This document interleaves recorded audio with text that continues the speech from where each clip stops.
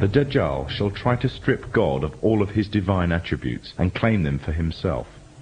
This arrogance is also the way of the Freemasons, who are engaged in replacing the laws of God with those that are man-made and claiming justice across the land, using technology to monitor all that you do, trying to see and hear everything, using genetics to alter and to improve the creation to reach their false standards. Their arrogance knows no bounds, and they obey no law but that of their own making. These are the forerunners to the Dajjal. These are the Freemasons.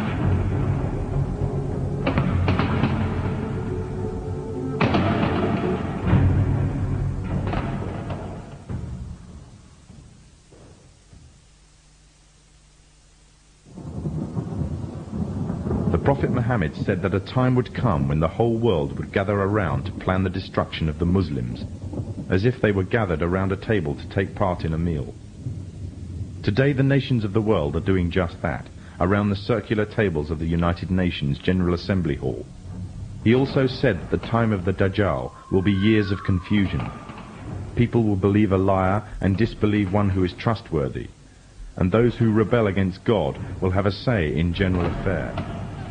Today, during the time preceding the Dajjal, there is also a time of confusion. The system set up by the forerunners to the Dajjal have ensnared many Muslims away from truth, using lures such as wealth and materialism and fulfillment of earthly desires. A miserable trade indeed. These times of tribulation are like a giant sieve, sorting out the true believers from the apostates and hypocrites. Many have adopted the lifestyle and philosophy of the Dajjal system, retaining perhaps only their Muslim names or clothing, wearing them like a badge to their identity, and in every other way embracing wholeheartedly the system that is being used to eradicate Islam.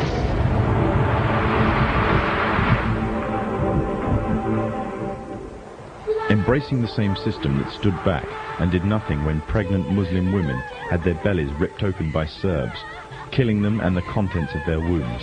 The same system that stands still whilst women and small girls are being raped in Kashmir. A system that stood still whilst mothers saw their children dragged away by soldiers during the night, never to return, simply because they spoke out against being refugees in their own homeland. And the same system that said nothing to the tyrant, that gassed women and children simply because he danced the Masonic tune. For those who choose this system, claim to love Allah and His Messenger, but hate what He has brought, leave the guidance that is Islam, and they adhere to the evil system of the Dajjal, living their lives in accordance with its rules, and seeking from it worldly rewards, disregarding the truth that is the laws of Allah. They are those who invite upon themselves the wrath of Allah. They came down to the side of the road by the thousands.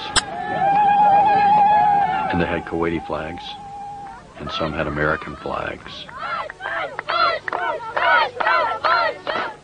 The forerunners to the Dajjal have set up this system to destroy Islam, either directly, through military and economic coercion, or indirectly, using ideological warfare.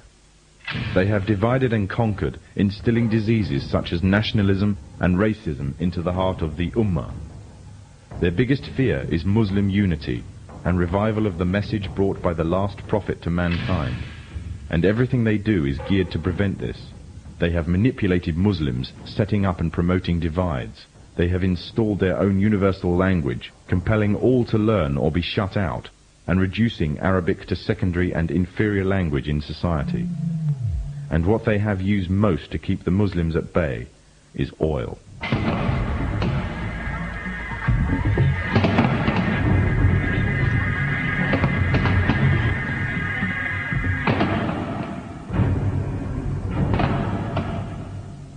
During World War I, the Freemasonic governments managed to destroy the Islamic Caliphate and annex all its territories. The part now called Iraq was put to British mandate, and current borders were defined by them and through the Iran-Iraq War. After its independence, the USA took over interest in Iraq. In fear of a purist Islamic uprising, the CIA aided the Ba'ath Party's rise to power, making Saddam Hussein the leader of Iraq and an ally to the Masonic states. When Kuwait later started raising its oil prices, it was destroying the war-torn economy of Iraq. Threats were made but ignored. The situation worsened until finally Iraqi troops were mobilized to the border. The Freemasonic media, the American media in particular, portrayed this as a shock and outrage. However, it is reported that the US ambassador to Kuwait had prior knowledge of the invasion and Iraq's intentions, as did the CIA. After the Gulf War, Saddam is still alive, and Kuwait has been liberated. It remains to be asked exactly what purpose the Gulf War served to its Freemasonic orchestrators. The Masonic West has long realized that the control of oil is vital to their economies. One of the main reasons is their reliance on cars and road transport. However, although technology exists to mass-produce fully operational electric cars, all attempts to do so have been vetoed. This is because oil is crucial to maintaining their world order. Without the wealth from oil, Muslim economies would fall, and without the puppet governments and leaders such as Saddam Hussein, the Freemasonic West could not control the Muslim nations. Without the division of wealth and false leadership of these nations, nothing would prevent the purist Islamic movements from coming to power. Poverty creates unity, and Muslim unity is the greatest fear of the forerunners to the Dajjal.